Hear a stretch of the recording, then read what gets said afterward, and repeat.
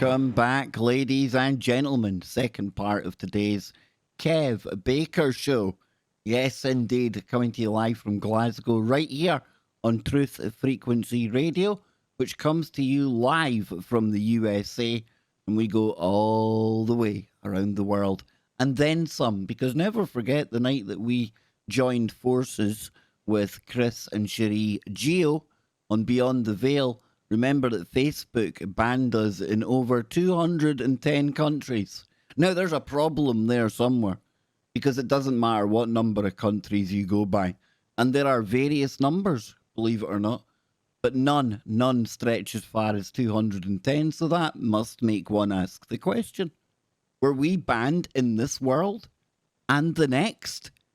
Well, probably not, but it sounds good, and it did happen, so there, that's our claim to fame, Jimmy.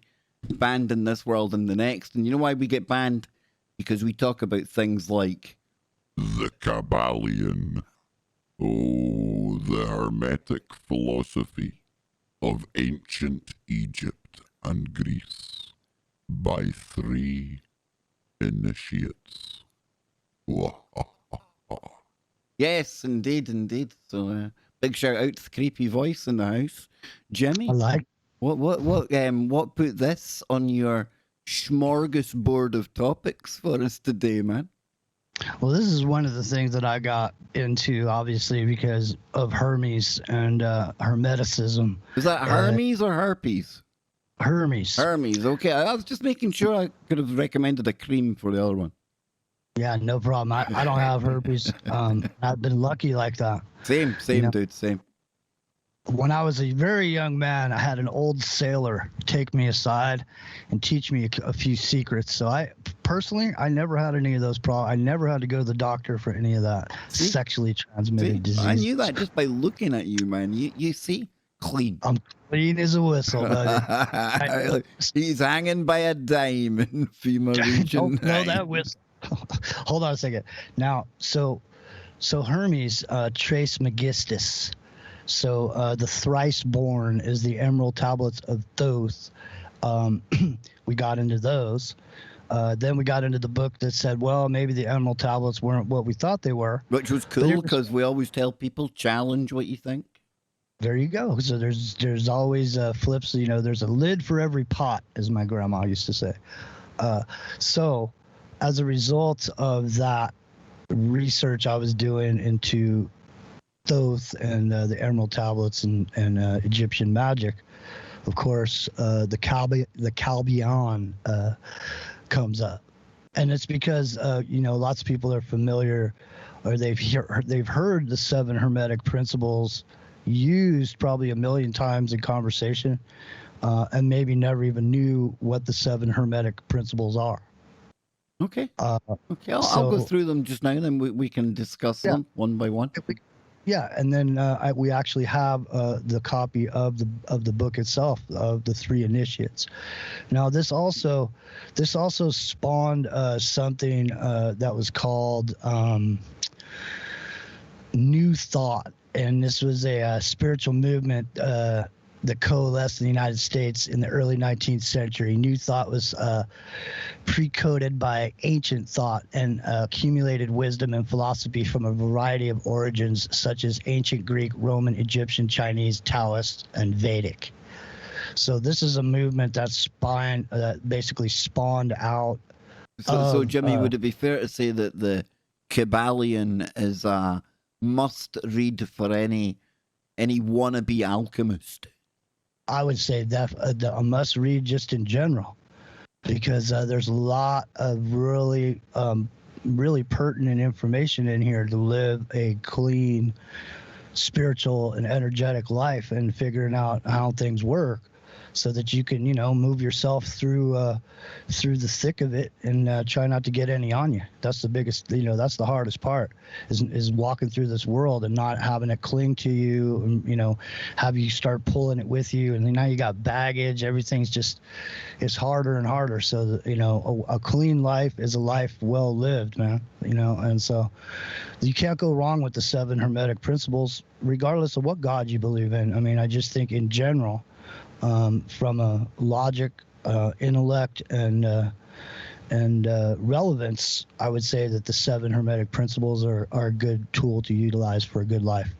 So it says here the Kybalion, and it says full title, The Kybalion, A Study of the Hermetic Philosophy of Ancient Egypt and Greece, is a book originally published in 1908 by 3 initiates, often identified as the New Thought pioneer William Walker Atkinson, and he was around from 1862 until 1932, that purports to convey the teachings of Hermes Trismegistus. So a modern Hermetic tract, it has been widely influential in New Age circles since the 20th century. I hate that term, New Age, because a whole heap of stuff gets rolled up into that, under that umbrella and thrown under the bus, but there's so much good stuff in there. Same as anything. That bothered me too when you just read that. I mean, only because anything outside of the Bible is considered New Age. So when all of a sudden a group of people discovers some piece of literature that has relevance to our spiritual condition, it's automatically thrown in the New Age bin, along with unicorns and everything else. And so the thing is, leave my unicorns alone. Leave my unicorns alone. Yes, and we would like to think that you people out there, when you hear labels, like when we hear labels, it's just that. It's just a label. You still got to take a look at what's under said label. So it says here the 7 Hermetic principles. A central concept in the book is that there are 7 Hermetic principles upon which the entire Hermetic philosophy is based. These are, as literally quoted from the book, number 1, and I'll read through them all first, Jimmy, then we'll come back and deal with them, right? Number 1, the principle of mentalism. Quote, the all is mind. The universe is mental. Number 2, the principle of correspondence. As above, so below. As below, so above. This principle embodies the truth that there is always a correspondence between the laws and the phenomena of the various planes of being and life. The principle of vibration, and we always say everything is vibration, folks. Nothing rests, everything moves, everything vibrates. Number 4, the principle of polarity. Everything is dual. Everything has poles. Everything has its pair of opposites. Like and unlike are the same. Opposites are identical in nature, but different in degree. Extremes meet. All truths are but half-truths. All paradoxes may be reconciled. The principle of rhythm. Everything flows out and in. Everything has its tides. All things rise and fall. The pendulum swing manifests in everything. The measure of the swing to the right is the measure of the swing to the left. Rhythm compensates. Number 6, the principle of cause and effect. I don't know if it's like Hermetic principles or a lot of kind of quantum stuff coming into all this as well. Every cause has its effect. Every effect has its cause. Everything happens according to the law. Chance is but a name for law not recognized. There are many planes of causation, but nothing escapes the law. The principle of gender. Gender is in everything. Everything has its masculine and feminine principles. Gender manifests on all planes. I would like to add to that, it does not mean we have to give pronouns to everything. Anyway, let's go back to number 1, Jimmy. Let's go back to number 1. And the principle of mentalism. The all is mind. Universe is mental. What do you make of that one, and Jimbo? Well, I mean, for me, I would have to say that everything that your world that you live in is a result of what you think. So how you think and is how you will be. So what you use your mind for, you can create. So if you worry about some event in the future that you have no control over, you're basically creating the scenario from your thoughts and making it real or possibly material in the universe that we exist in on this plane. I see the all is mind. So in my mind, right away, I'm thinking, well, we're all one thing. We're all of that universal mind, for lack of a better term. And the universe is mental. And to me, that means that, like Jimmy says, everything around us is just a construct of that same one mind. Everything all connected, all one, and just potentially 7.5 billion different experiences of that one true mind. Pretty cool. Pretty deep, Jimbo. So the next one, the principles of correspondence. Now, usually people just stop with as above, so below. But as we find here, it's as above, so below, as below, so above. This principle embodies the truth that there's always a correspondence between the laws and phenomena of the various planes of life and being. I would absolutely concur, and I would say that's a representation of the micro and the macro that you can see all the time. You can go down to look at how quantum particles and electrons and things orbit around an atom, the nucleus, you know, and then you can go out into space and you can see almost the same exact thing going on with planetary bodies and on the macro scale. At the same time as well, I often talk about on the show, as do many other people, Jimmy, the fact that we can't separate the physical from the spiritual from the physical, and I think both interact with each other. As above, so below, as below, so above. But what say you, man? Well, I say this is also, this is repeated over and over again, everywhere you look, especially in the alternative media, as far as finding symbolism or trying to figure out some working that's going on. So it's interesting about these 7 Hermetic principles, because like you said, you mentioned quantum theoretics, and there a lot of these things that we see here, I think, also tie into a lot of the language that we use around talking about, CERN, talking about just some of the concepts that we've had about history that, we were not necessarily privy to the exact history as it played out.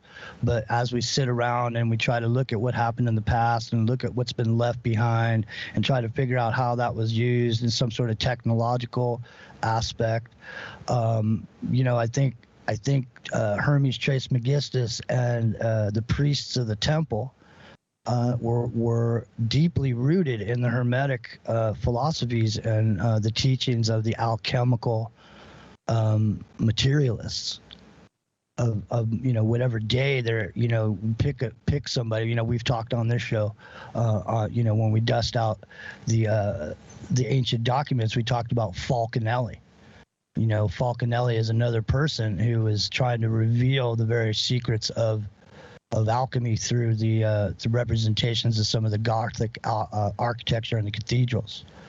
So as above, so below. As what's the other one that they do is they quote speeches where they don't use the whole phrase. They only use the phrase because it suits whatever they're trying to prove. So a lot of times when they say as above, so below, they leave the other part out. Maybe because it doesn't jive with whatever the principle is, or the decoding of whatever magic they're trying to figure out.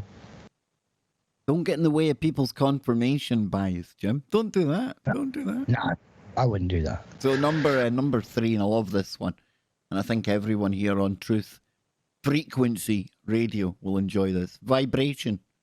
Even that there, Jimmy, when I first read it out, mind going to things like string theory, stuff like that, the vibration. And the fact that the quote says, nothing rests, everything moves, everything vibrates. And that's one of the common things you find, right? There's not many things everything has in common, but that movement, you know, that's something, that vibration, it's almost like a life force, dude. We're all vibrating at different frequencies. Everything around us got its own unique vibration. Parts of our own body, it's unique harmonic vibrations. And you get into the stuff where you could literally heal disease using vibrations if you know how to utilize it and how to master it and how to kind of bend it at your will. So yeah, the vibration thing for me, loving it.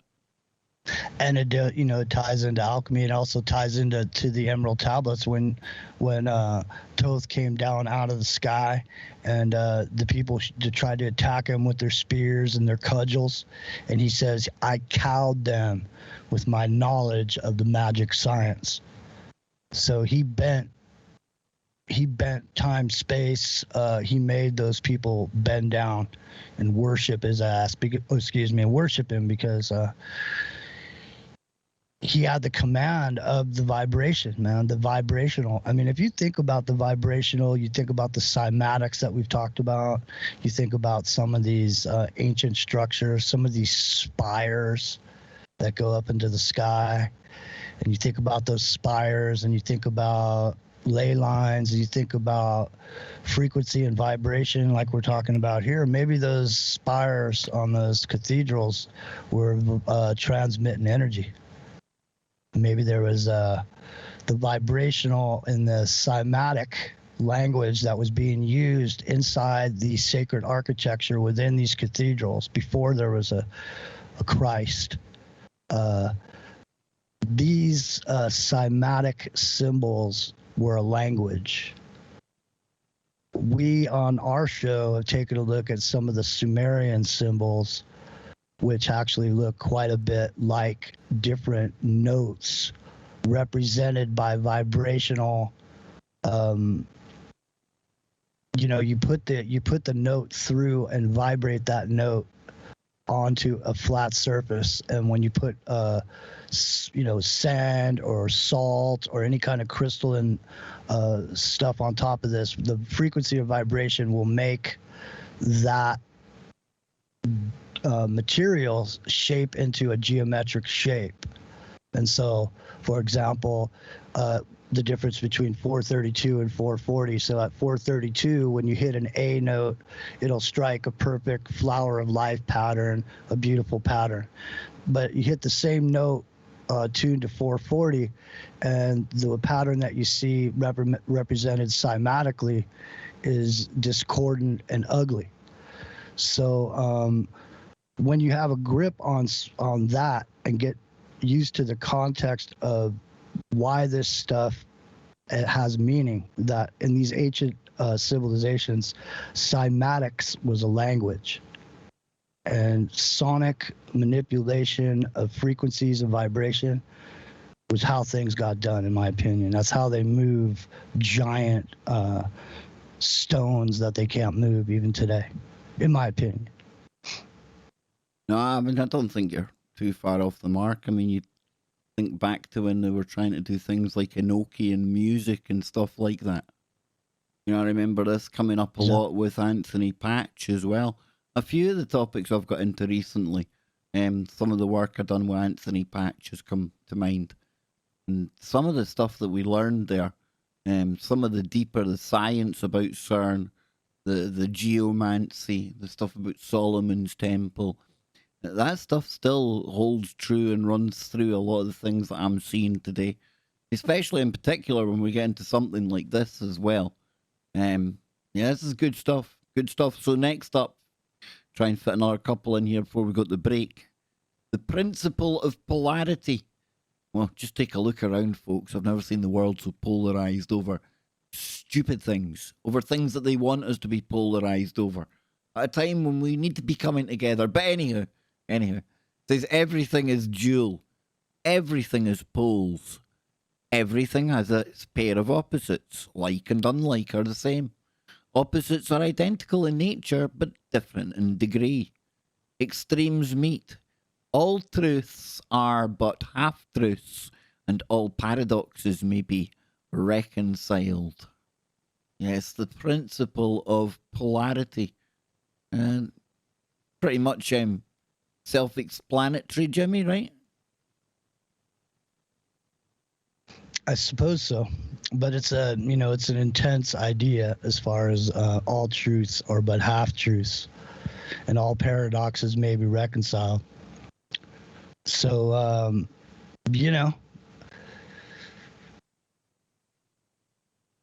how does that land for you? All truths are but half truths. Well, I would look at that as the smaller parts going to make up the whole. You know, not as opposed to it meaning like it's like all truths are built on like half lies. Anyone, and we've talked about this before, any situation, any event, two people are going to witness it and recall that event entirely differently, right? But it's true to them. So would that make that a half truth? Because then you take all the half truths and add them up together, and in the middle somewhere you've got what happened, right? The whole truth starts to come out. Mm-hmm. Does that make sense? It does, but you also have the concept that it's if everything is dual and everything has poles, then everything cancels each other out, doesn't it? Yeah. So I don't know. I mean, so the truth in 2021 is definitely subjective. It depends how you interpret that half truth. Mm-hmm. Because a half truth is a half lie. There you go. So there's the plus and a minus, north and south.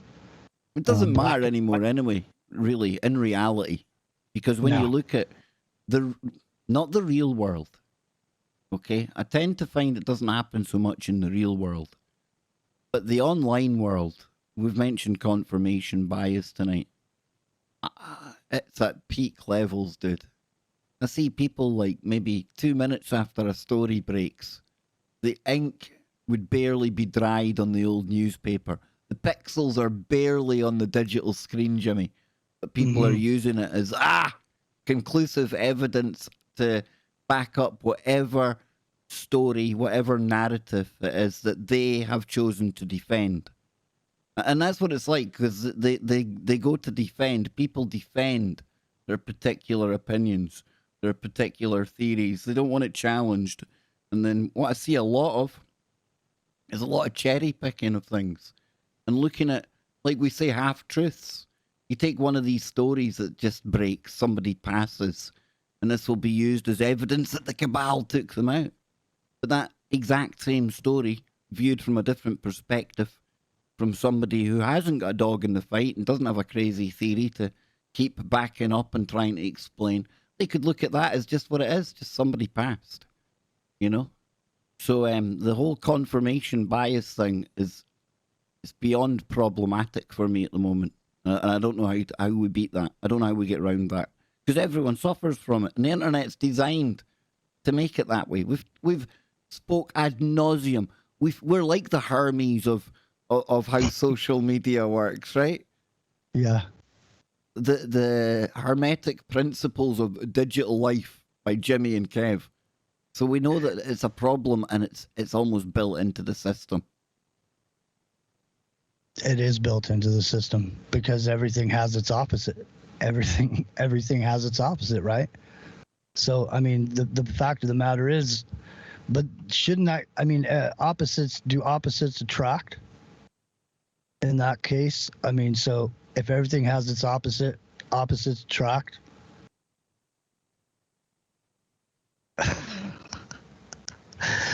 This is the Kev Baker Show on Truth Frequency Radio every Monday through Thursday, 2 o'clock Pacific, right here on your number one last bastion of truth, Truth Frequency Radio.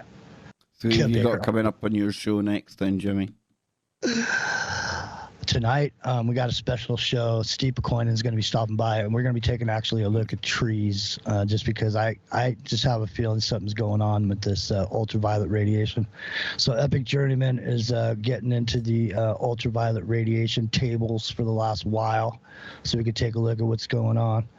You know, there's been some intense temperatures up in the Arctic Circle. You know, to the point where actually you can get through there now. Ice has been melting up there. So, you know, ice is melting, trees are burning, scorched earth is going on. So we're trying to figure it out. So we're going to see if we can get a few people to come on. Steve's going to talk to a couple tree people and see if we can get a tree guy to come on tonight and see what's going on. And then we're going to talk about natural networks, mushrooms being nodes on the network and sensors and that kind of thing. So it should be a fun evening tonight. I'm liking the mushroom nodes on the network. I'm liking that. Yeah, man.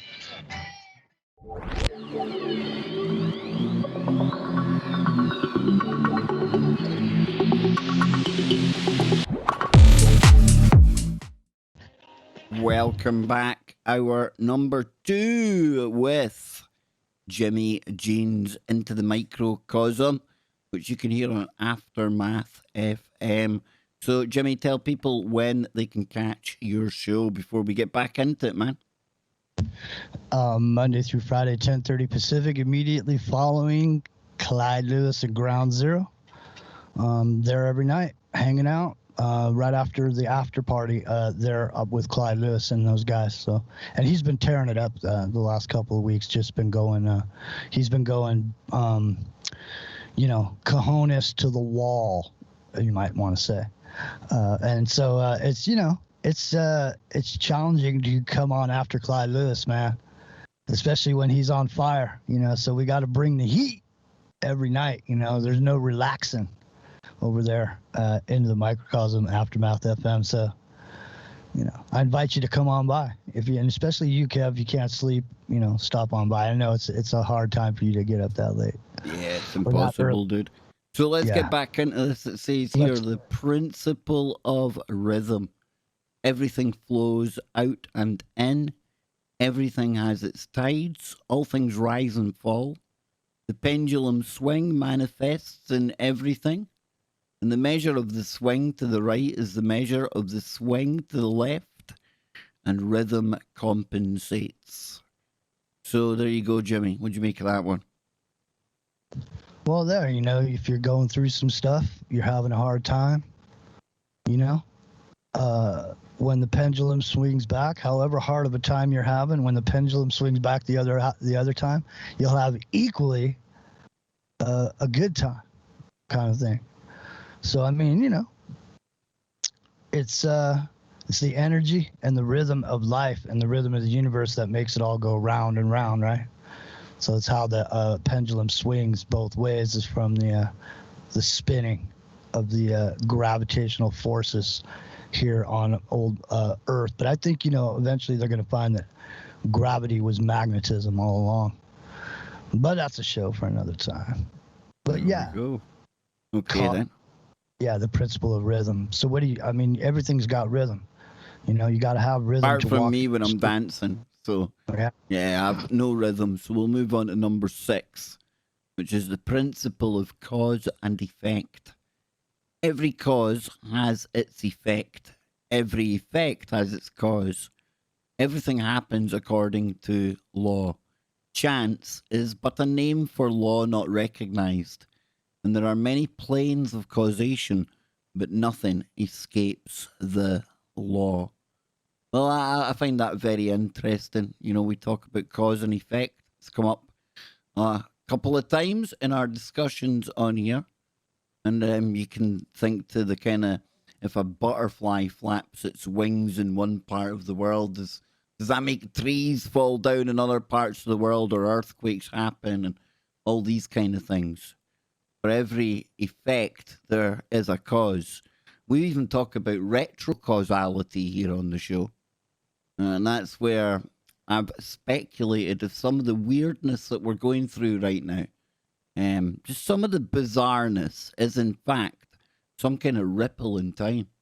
Something that happens in the near future that's so profound that it knows no boundaries when it comes to time on that quantum level. And we're experiencing almost the outer ripples of a stone dripped in the pond in the future. I know it sounds a bit weird, but cause and effect, Jimmy.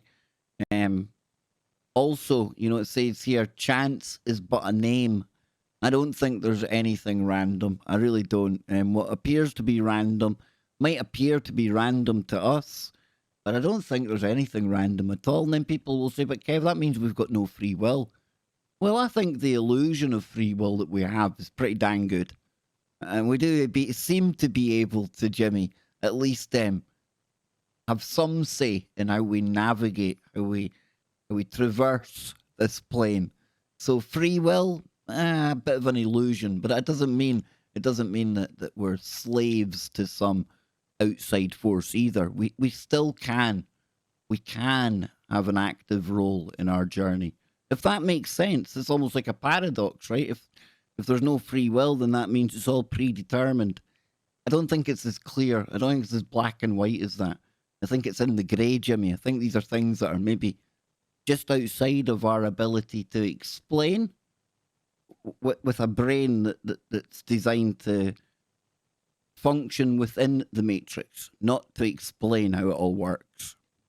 Well, if there's the law of opposites applies, then if you have free will, then you also don't have free will. Very good point. At the same time, and you know, cause and effect. When I hear it, I automatically think of the age-old alternative media problem reaction solution. So problem is cause, reaction is the effect, and everything and every effect has its cause. Right, and so chance is but a name of a law that you didn't know about. So you think something happened by chance, but it didn't, because you either agreed with the universal law or natural law, or you didn't. And say you broke a natural law that you didn't know about it, and because of that, there's ramifications vibrationally in your life. In other words, something happens that you don't like. It's a negative situation. You broke some law that you didn't know about, and you just go, oh man, I just had some bad luck. And well, in actuality, in the 7 Hermetic principles are saying there is no luck.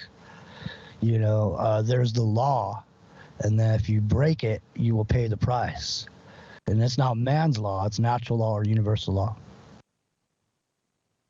Indeed. So the last one here is the principle of gender. The wokelings will love this one. Gender is in everything. Everything has its masculine and feminine principles. Gender manifests on all planes. Yes, ladies and gentlemen, the good news is you can take your pronouns with you on the next spiritual plane. Pronouns are still allowed. But everything, Jimmy, has its gender. What's going through your mind when you hear this, Jim Bob?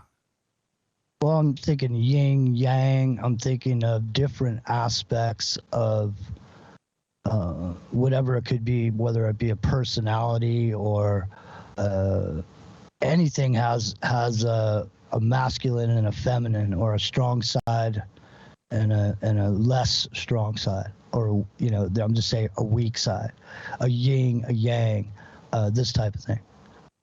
So do you think, I think some of the evolution that takes place as far as philosophical warrior kings, I think what you find is that they exhibit some of both of these principles in their comings and goings. In other words, you know, they're stone cold killers, okay, on the one hand, but on the other hand, they also enjoy, you know, a nice, beautiful piece of music or some artwork or whatever else, this type of thing. So this creates the balance that you would, you know, be looking for. I mean, it also ties in with the rhythm and the opposites.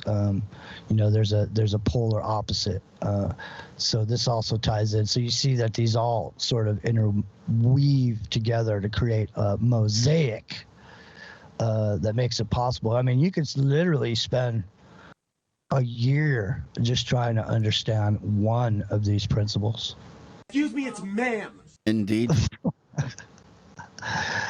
And people have spent lives. This was an important study. I mean, what this is taken out of is the 3 initiates, and these were people that were being initiated in to this law and to this way of life. And hopefully we can get into some of that, because it talks about. I mean, I don't know if you've heard me say, this is information that's been passed lip to ear.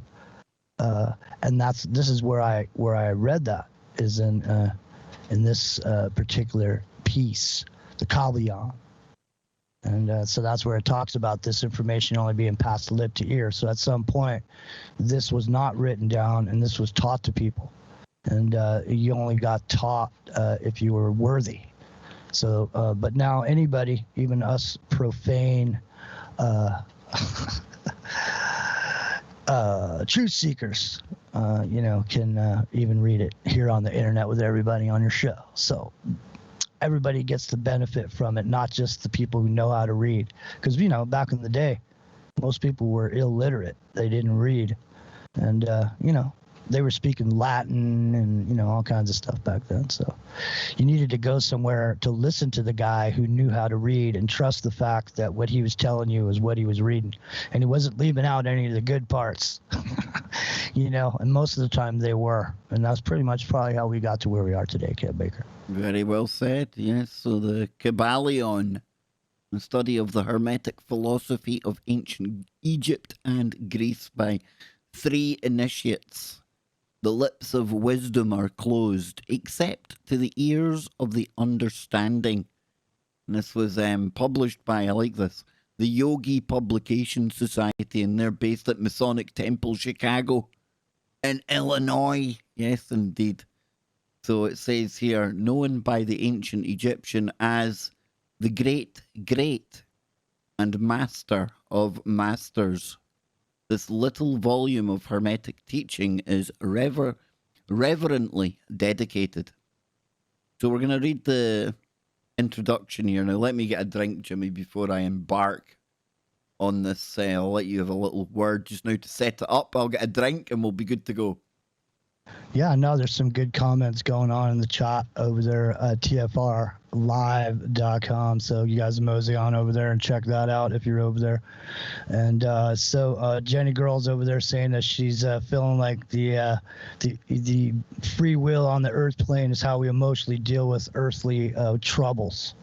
And true free will, she believes, exists in that place before we incarnate. So that place before we're here, neither here nor there, the space in between, the ether space, the space where it all happens, the cavitation point. And, when the ball bounces, that moment where it's not bouncing, yet it's bouncing. And this is the Kev Baker Show, and we are talking about right now the 7 Hermetic principles.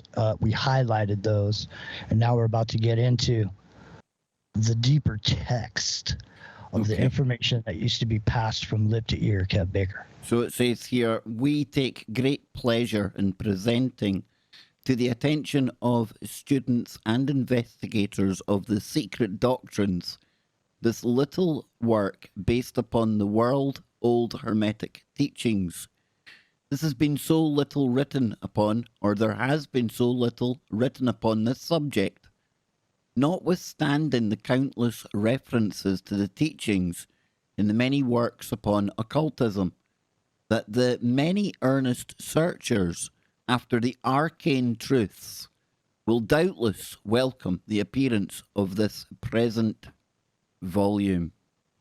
The purpose of this work is not to enunciate the enunciation of any special philosophy or doctrine, but rather is to give the student a statement of the truth that will serve to reconcile the many bits of occult knowledge that they have been or that they have acquired, but which are apparently opposed to each other, and which often serve to discourage and disgust the beginner in the study. Our intent is not to erect a new temple of knowledge, but rather to place in the hands of the student a master key with which he may open the many inner doors of the temple of mystery through the main portal he has already entered.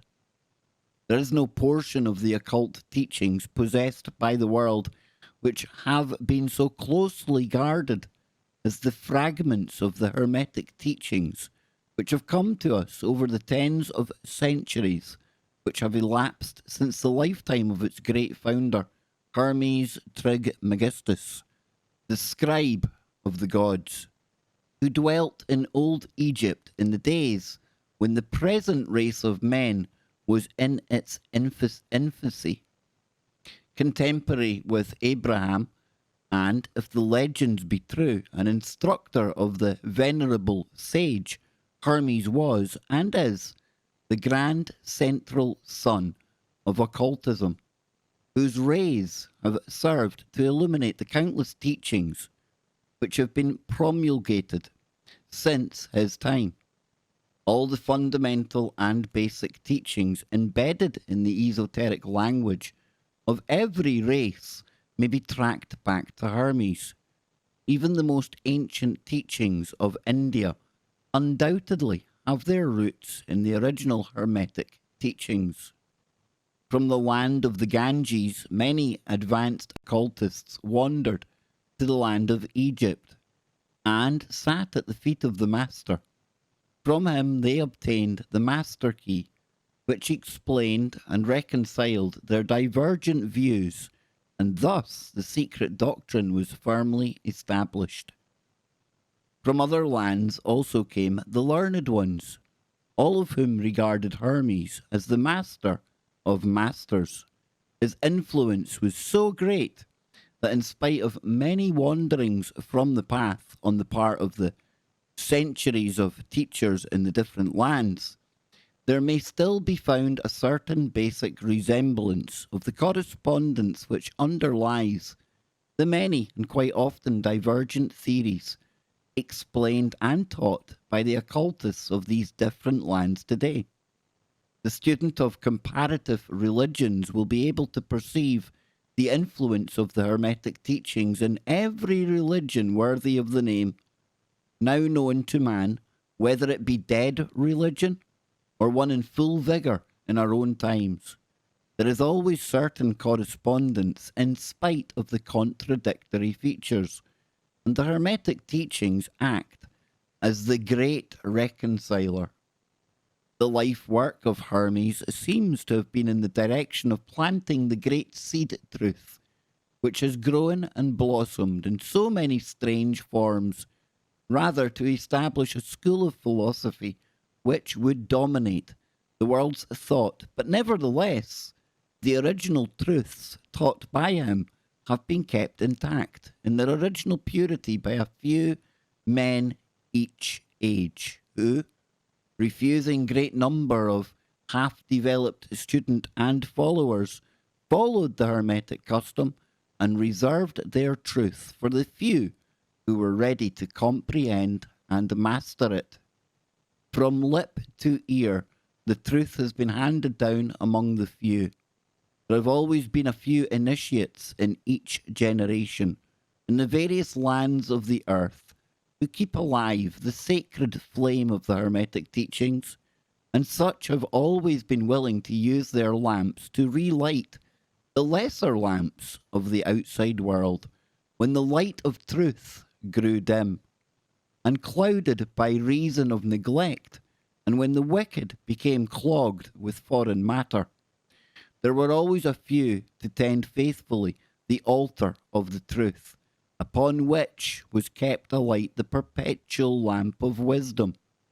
These men devoted their lives to the labour of love, which the poet has so well stated in his lines, "Oh, let not the flame die out, cherished age after age in its dark cavern, in its holy temples cherished, fed by pure ministers of love. Let not the flame die out.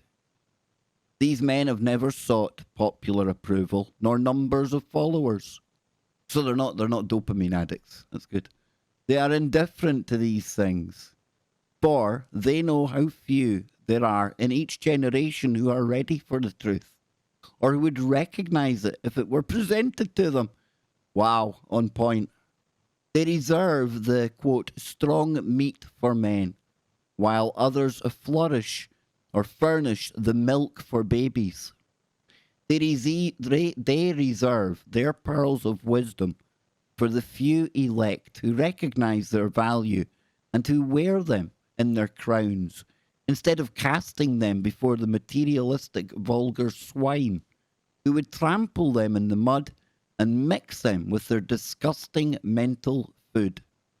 But still, these men have never forgotten or overlooked the original teaching of Hermes regarding the passing on of the words of truth to those ready to receive it, which teaching is stated in the Kybalion as follows: where fall the footsteps of the master, the ears of those ready for his teaching wide open.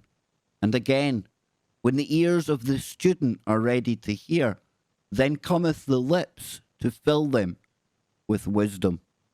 But the customary attitude has always been strictly in accordance with the Hermetic aphorism. Also in the Kybalion, the lips of wisdom are closed, except to the ears of the understanding.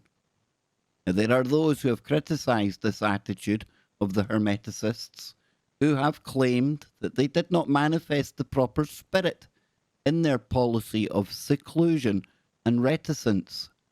But a moment's glance back over the pages of history will show the wisdom of the masters, who knew the folly of attempting to teach the world that which it was neither ready nor willing to receive.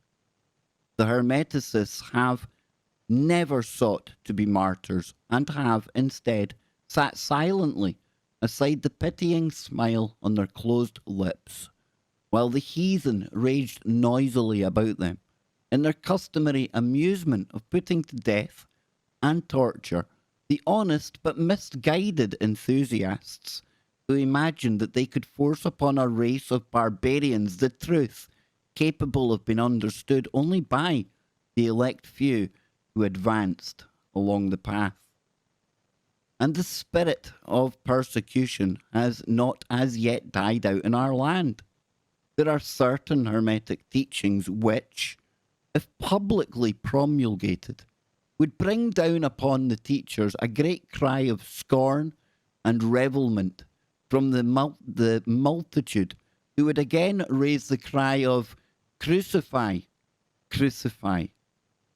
In this little work, we have endeavoured to give you an idea of the fundamental teachings of the Kybalion, striving to give you the working principles, leaving you to apply them yourselves, rather than attempting to work out the teaching in detail. If you are a true student, you will be able to work out and apply these principles.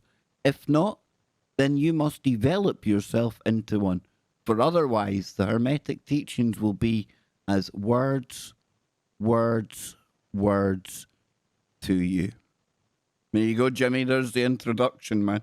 Now, I definitely need a drink after that. Talk to the audience, bro. Well, I know. Well, I mean, I couldn't agree more. I mean, there you go, and there you see. Most people don't walk around in their lives wanting to seek this type of knowledge. So, when someone, expresses that they may be wanting or willing to be an initiate or to learn this knowledge, they go and ask. Just like if you find some of the Masonic orders, you got to knock, you got to ask one to be one. So they don't come to you, you go to them. So you're knocking on the door and asking to come in. And so nobody got to hear any of this stuff that we're reading tonight openly. unless they had made it to a certain point in their life where they had achieved enough wisdom to to understand what they were looking at. So when I think about these flame keepers, I also think about that movie, the Fifth Element. And there was a monkish looking dude in a robe. He was a flame keeper, so he was the keeper of the key. And there are keepers of the flame, just like we're talking about here. So this information we're reading about here is public, but there's other information that we're not privy to that's out there, that's being passed down in secret societies and organizations that we don't even know exist. Some of the ones that I know of that do exist, I wouldn't even say the name of on the air, just because, some of this stuff is, is intensely dangerous. I mean, it's no joke. And if you think magic or any of this stuff is something to be toyed around and played with, you're sadly mistaken. So being able to be invited into this information by this book that was published, that even still, when it was published, most people don't know about it, because if it does, anytime you hear about Hermes, Hermes is immediately equated with Satan or the devil or whatever. So, probably 8 out of 10 people that hear Hermes will turn away from this information simply because they would think it was because of the devil or whatever. But it's clear that, it looks like we're going to be right back after a few words.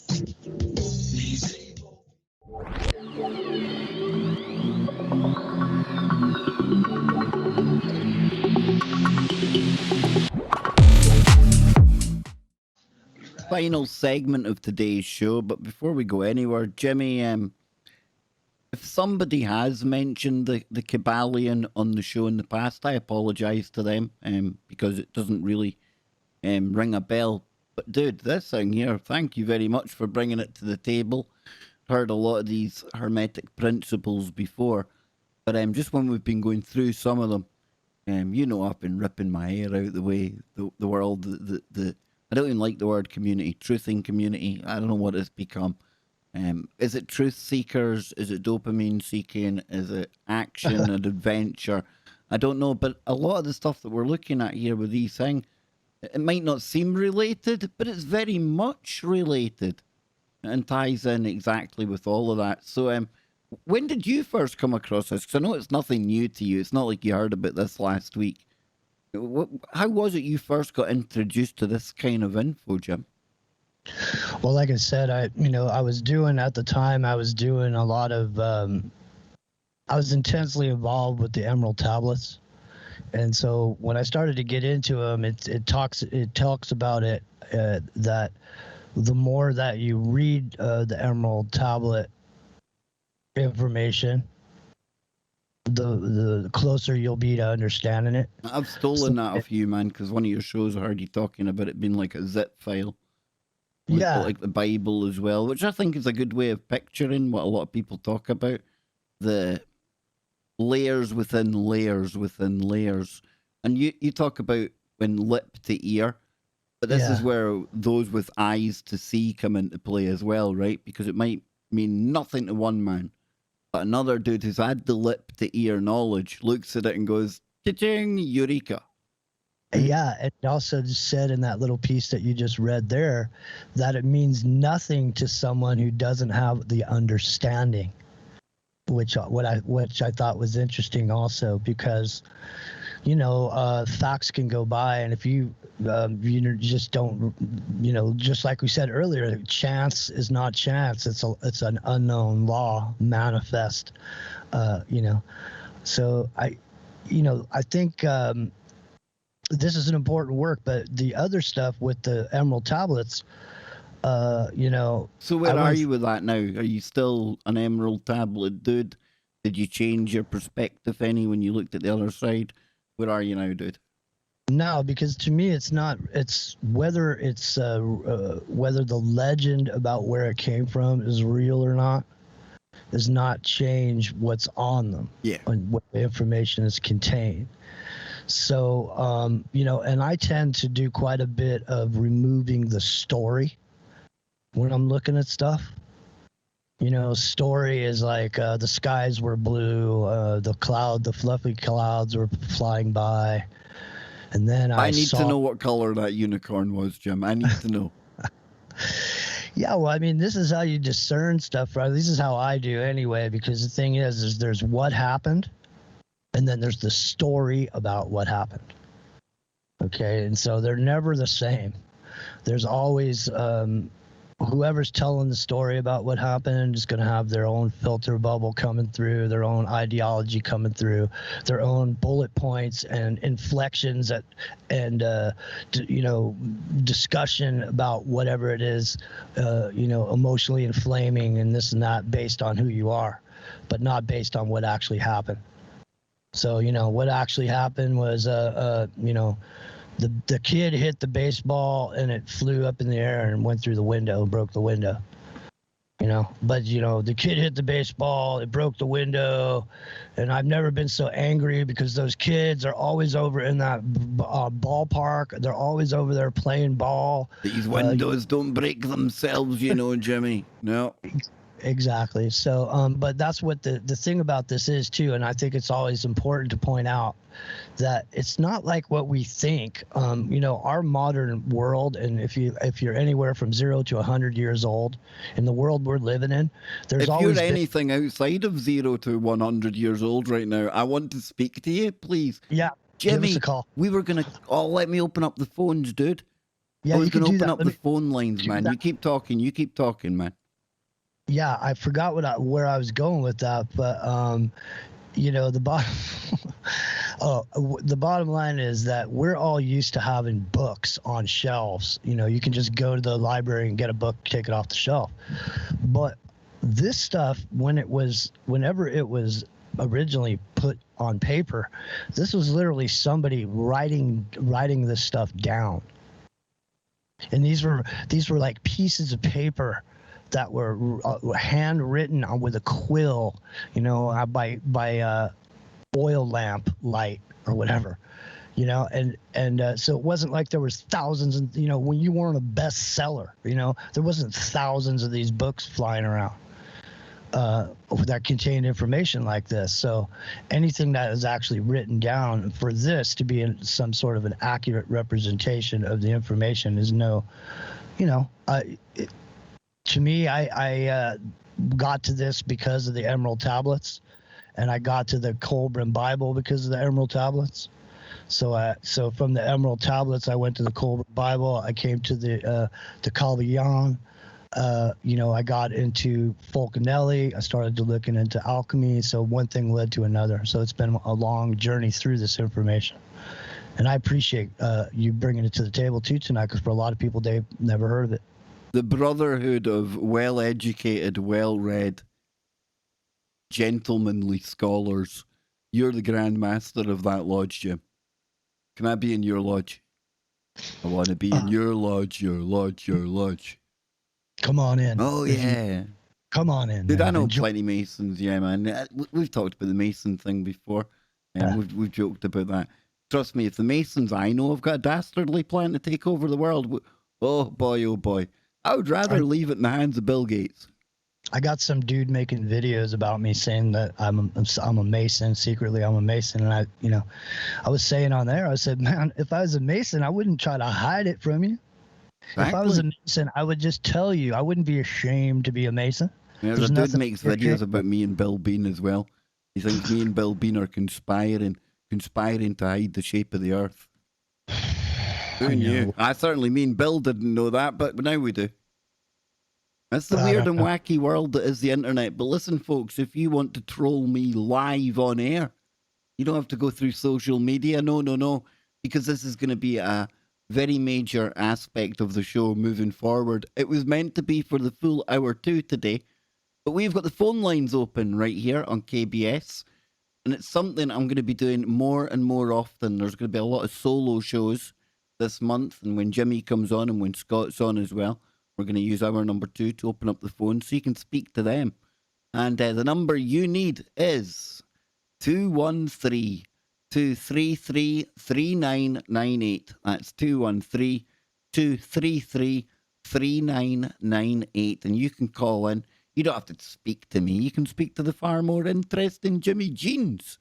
And I would imagine some of his cougar club out there right now, their claws will be getting sharpened and they will be hitting the dialing pads. And the number they need, one more time, is 213-233-3998. Yes, Jimmy. The cougar club. Well, you know, I'm looking for a friend for the end of the world. I mean, is this like, can we like do this? Can we like marry you? Can I pimp you out for the end of the world? Have you seen that movie, Seeking a Friend for the End of the World? That somebody posts the Craigslist ad. It's actually some sort of a B movie. It didn't really get out there too much, but if you've never seen it, have you tried this new like crazy thing that they do nowadays? Like, I mean, internet dating and things, Jimmy. All this swiping left and swiping right. For a man that loves women, right? That crap terrifies me, dude. I'm kind of glad that I'm settled down now. I was wondering, you've been a single dude. Is this something you've dipped your toe into? Terrifies me.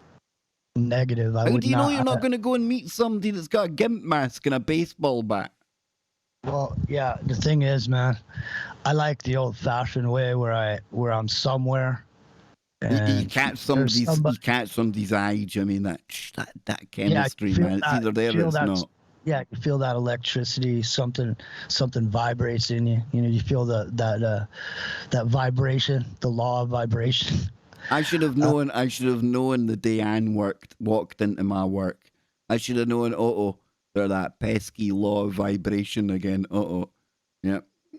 Well, dang that law of vibration, man. It gets you in trouble, Jim.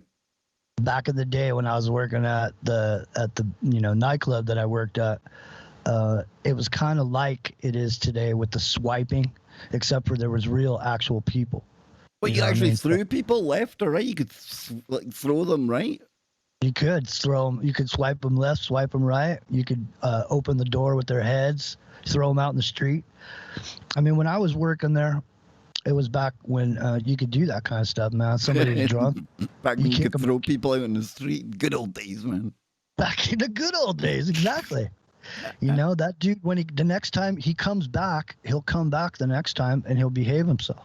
Hey, well, listen, folks, come on, man. You want to phone in and speak to me and Jimmy, all you got to do is 213-233-3998.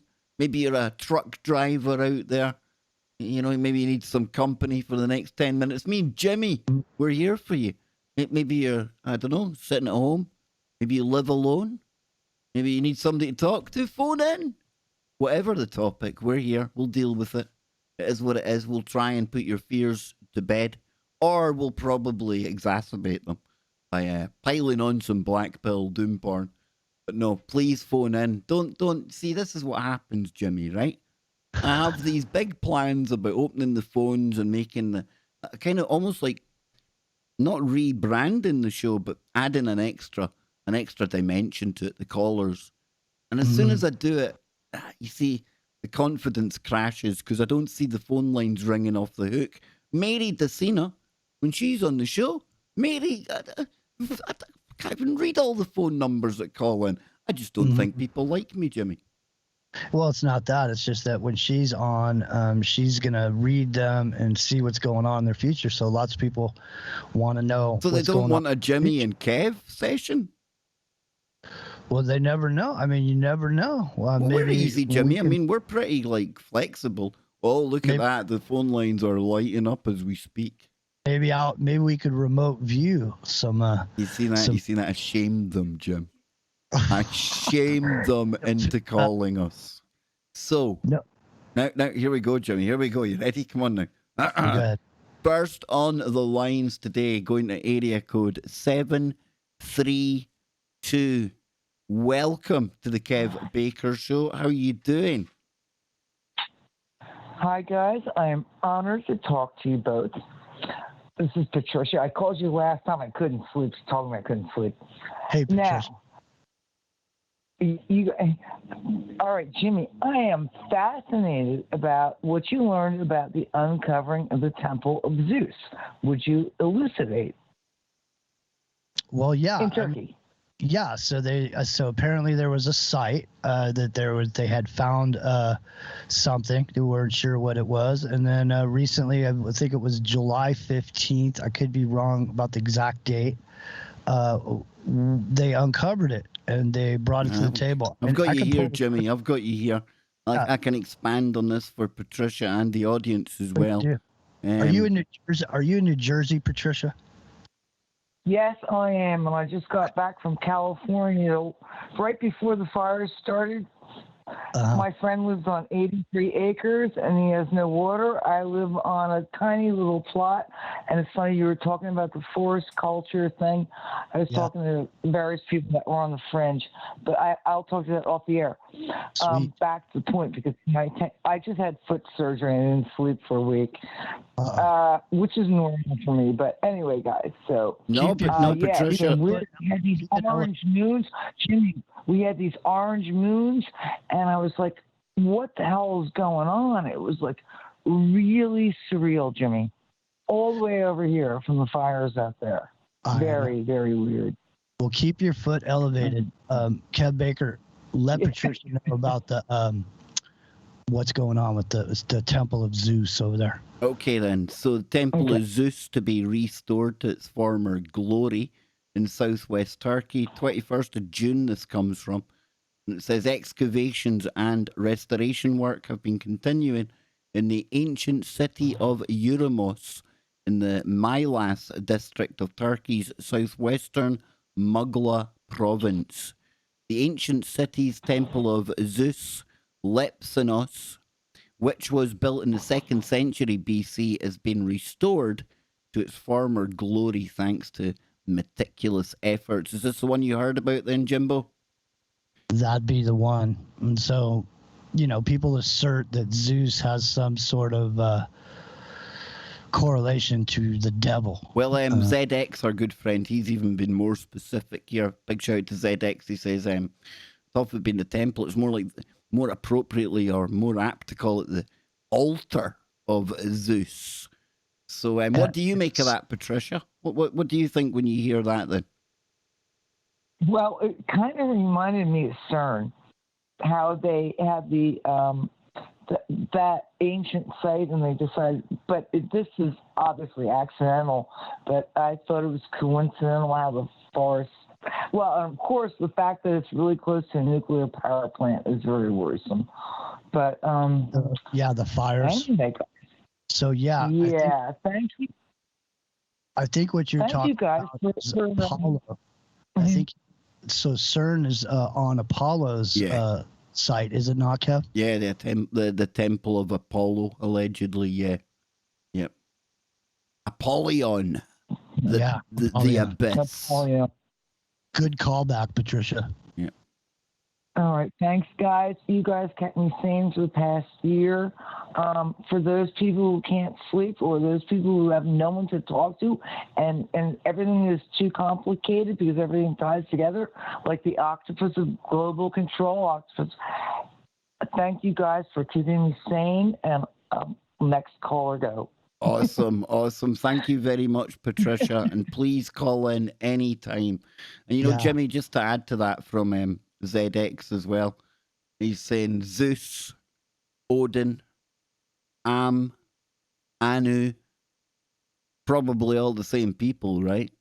That's what you find when you start going through this. This is where I get confused. I'll be really honest. This is where I start getting confused when you find out that one character is another character, probably a planet thrown in there as well, and then they came in this form, that's representation. I get really confused, Jimmy. I'm not going to lie, man. But at the same time, just because I get confused doesn't mean I think it's hocus pocus. I actually think there's some real deep woo to it all, dude.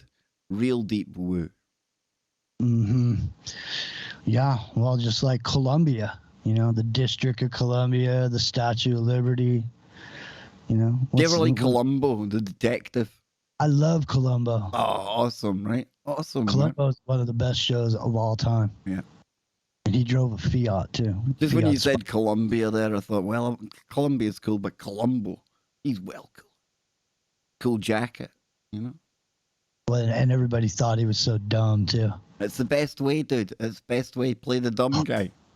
So let me just get this straight. he just hold his head, like his head had. He had to hold his head with his hand because there was so much. Who do you think would have won in a crime off? It's like a face off between Quincy and Columbo. Columbo, hands Quincy down. was always too busy getting drunk and laying women in. He was bad, old Quincy. He never really solved much. Sam was the man in Quincy, wasn't he? He did all the hard work. I'll tell you who was good was Mannix. Mannix was he had a black secretary, so he had a woman of color. Nice, oh, very diverse and woke, way ahead of its time there. And she was hot too. Nice, she was good of course. She was just like Uhura on Star Trek. She was super good looking, and you know Uhura, she was sending out vibes on all frequencies. Absolutely, dude. Absolutely. So, yeah, but, you know, Columbo was a good one. Mannix, I thought was good, but people will always want to go to the Rockford Files. Yeah, people like James Garner and Rockford. Kojak was cool, man. Oh, who loves you, baby? Can't be a bad Kojak, right? What about Beretta with the white cockatoo? No, I'm not. No, I'm not really familiar with that one, man. Oh, you're kidding me. No, well, it was the one that started the saying, you can take that to the bank. Maybe that one didn't quite come across the Atlantic as well as Kojak. Type in Beretta and go watch an episode. You'll love it. He's got a cockatoo. He's undercover. It is, and he's, I think the guy's We're going to have to name do now. a show one night on all these old TV shows, dude. I was thinking about getting myself a red convertible and combing my hair back with some grease and driving around solving crimes. I think you'd look good doing that, man. Get yourself a private eye certificate and away you go. There you go. And you know, there's a store up in San Francisco. If you ever come here, there's a store up there. It's a spy store. Dude, if I was a fit man, like if my lungs were 100%, and me and you were in America, I know the perfect job for us, dude. We could be like Jimmy and Kev, bounty hunters. Yeah, man. Yeah, man. They would never see us coming. You'd look like a kind of demented pimp with the kind of Cadillac and the roof off, and I'd just look like your dumb friend. And I'm a master of disguises. See? It's all coming together now. I love it when a plan comes together, Jimmy. I love it. I know. What are you going to do? What are we going to do? Because we're almost out of time today, dude. Tell me then. You've got Steve. Now, I always get his name wrong. Poikonen. Yeah. Steve Poikonen. Poikonen. That's a cool one. Poikonen. Yeah. I think, you know, I say his name wrong too sometimes, you know, and he gets. I think that can be forgiven when you've got a name that sounds anything or anywhere near Poikonen. I just call him Stevie P. That way I'm safe. Far safer, dude, right? Exactly. No, yeah, slow news day. You know, he's coming on tonight. He usually comes on Whiskey Tango Foxtrot Wednesday. And so, you know, tonight is Whiskey Tango Foxtrot, and we're going to talk a little bit about trees. But we also accidentally found something last night, which happens sometimes on our show. And so what I was doing was I was talking about NATO taking over a major base in America. And I was bringing back the old idea of the North American Union. And in that, I was showing the pyramidal structure with the Strong Cities Network, and then, of course, with the fusion centers. But what was interesting was what my co-host found when he started looking at the Strong Cities Network was that all the cities that had signed on to the Strong Cities Network happened to have a heinous gun incident there. When come to find out, the Strong Cities Network thing is all about extremism. So it was very interesting to find a correlation between cities that signed on to the Strong Cities Network and then subsequent gun violence after that. So we're probably going to talk a little bit about that tonight because we're going to drill down more on the detail of that. It's an accidental organic finding, just like the Kev Baker show. We're here. We find stuff organically. There's nothing organic about this. We are purely born out of the artificial matrix. I am a shell for the AI. I'm an organic robotoid. I've been wanting to declare it for 1,500 plus episodes now, Jim. I am an organic robotoid, and I am here to assimilate you all into my matrix. The all. The mind is the all. Yeah. The all is the mind. Exactly. Yeah. And vice versa. And the law of opposites attracts. Yeah. Well, our good friend Ron, he said something good in the Discord as well earlier. You can't have one without the other. For example, you can't have dark without light. You can't have love without hate. You can't have heat without cold. You almost have to have the both ends for one to even exist in the first place. But if there wasn't darkness, then what would the light fill? What does that tell you? That the most important thing in your life, ladies and gentlemen, is balance. Balance is everything. That's what I'm striving for, is some balance. Everything you do, as long as you don't do it in an extreme, right? It said the pendulum will swing back just as intensely as it swung forward. And that's why, as weird and as woke as the world gets, ladies and gentlemen, always remember it swings back. Be careful when it swings back and rebounds. Oh, be careful, because the weirder and the woker it goes, you can expect an opposite and equal reaction when it swings the other way. Cause and effect. Yes, we as little quantum observers, because I like to think of all of you as being fellow observers of the madness, the absurdity, the phenomenal kind of stuff that goes on in this, whatever we are existing in, be it a plane of existence, a simulation, a thought, a dream, a fart that escaped from a massive giant somewhere.